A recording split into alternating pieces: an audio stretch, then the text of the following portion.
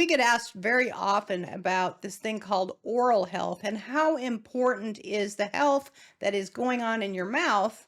How important is it in relationship to long-term health? This is a big subject, and it's pretty modern day stuff. And I'll just start right here. We used to believe that taking in a bunch of fluoride toothpaste, using that every day was good. We used to believe that antiseptic mouthwash was good, and killing all the bacteria up here in the oral cavity was good. We did not connect the dots with plaque here becoming plaque here. So there's a whole science out there that's come up. It's called functional dentistry, which is pretty fascinating stuff. Well, it's very important to understand that the health of the mouth is related to the health of the vascular system and the Yes. heart. Now, when we get periodontal disease or there is gum erosion, that erosion is directly relatable to your vessel health. So it's almost like exposure. So if you've got poor oral health, all of those little bacteria that are teeming in your mouth have direct access to your vascular Yeah. system. Now, it's often been said that if you take an artery that has been replaced in a cardiac bypass and you look at it under a microscope and you evaluate the plaque, oftentimes what you'll find is you'll find the same bacteria in the plaque that is in the oral cavity. Mm. So there's a direct relationship between the health of the gums, the health of the oral cavity, and the health of your heart and the vasculature to the rest of your body. So the mouth is really the open border, open exposure to the outside world. It's the one that, use the analogy like border security. You better get some border security up here because if you let a bunch of stuff in, it's eventually going to hurt you. We just haven't really understood fully the length of the connection between the oral health and the vascular health. I think one that we don't talk about enough is the nitric oxide connection, right? So if you kill off the mouth bacteria through antiseptic mouthwash, eat a bunch of fluoride toothpaste by brushing it with your teeth, and then you actually cut off the ability to synthesize nitric oxide. Well, that's important because nitric oxide is a control of the vasodilation of the vessel relaxation effect. And so what did I just say? Using antiseptic mouthwash regularly cuts off your ability to relax the vessels, increases high blood pressure. How many people today are suffering from hypertension because of that little bitty thing right there, just using what you thought was good?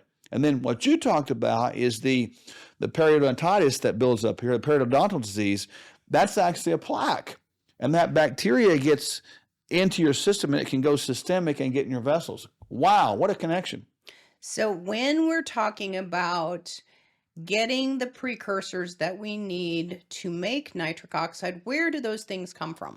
All right, so nitric oxide is an important gas. So think about this as like an essential gas for the body. We form it in two different ways. Number one, we can form it in our vessels typically, but as we age, well, unfortunately, we don't form it as well. But the second way is we get it converted from nitrates and nitrites from food, which are primarily plants that get the nitrates and nitrites from the ground. This is a big old problem right now because we don't eat enough plants, number one. And if we do, we destroy the bacteria up here. You have to have this certain bacteria to break down the nitrates, nitrites, to convert it in the gut to nitric oxide. And that bacteria gets stored up here unless we take antiseptic mouthwash. So again, now we're talking about doing something we thought was good, creating a pathology like hypertension. I mean, it's pretty obvious. We got to just rethink the way we do things. So we know that we have to get the right kind of food to get these nitrites and nitrates, which eventually give us the product of nitric oxide. Yes. There in the clinic, we actually use genetic testing. And in genetic testing, we can actually tell if a person has a weakness in the enzyme that actually helps the body make nitric oxide. It's called endothelial nitric oxide synthase. So if a system is weak in the ability to produce nitric oxide, we need support, exogenous support to help the body get enough. Plus, we have to be careful about knocking off the production of nitric oxide by the things like using too much mouthwash or having poor oral health or the wrong Mm, kind of bacteria. Well, how do we know? How are some biohacks that we can look at to see, are we going down a pathway, a bad pathway? We can actually look at vascular inflammatory markers in the blood. yep. There's a whole host of them, but one that's most important is called ADMA, asymmetric dimethyl arginine. And if that's on the rise, your body is in a crisis with the lack of nitric oxide production. Plus, we can also look at the genes to see if you are at risk for having that weak endothelial nitric oxide synthase enzyme. When you're talking about general oral care, you should connect with a functional dentist. You can probably find one in your area somewhere. Just look up Google or whatever search engine, functional dentistry. Do that. And then when you get to that point, they're going to tell you to do a few things. They're going to tell you to probably floss or brush between the teeth a lot so food doesn't get stored there, because that can be a home of bacteria. They're probably going to have you get cleaned frequently to make sure you don't get the bacterial buildup, and they're going to use ozone therapy to probably help you do that. They're going to look for pockets of infection up there. They're going to know what they're doing if there's things that you're doing, and they're not going to direct you to use fluoride toothpaste. They're going to probably use some probiotic toothpaste. They may even direct you to take some oral probiotics, but all these things are important for oral health so that we have good cardiovascular health. So there you go. The connection between oral and cardiovascular health is profound. More to come on that. Hope that helps you.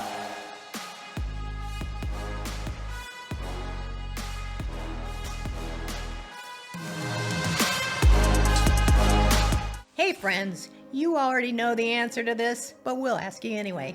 If you stay away from your favorite junk food for a month and then go back to supersizing it, will your health improve? Well, that's the thing about change. To change, we have to be as consistent as possible. And when we go back to an old habit, it's not the end of the world. We just get back at the new habit. Before you know it, real transformation is evident to you and others. That's why we offer a bunch of helpful bonuses when you subscribe to Kingdom Fuel. Kingdom Fuel is our complete nutritional meal shake. It's the simple start to a transformed life, and we'll auto ship every month so you don't run out. You'll receive 2 free shaker cups, free access to our video courses, and a monthly call with us filled with practical inspiration. Just see the link below or on your screen and subscribe today.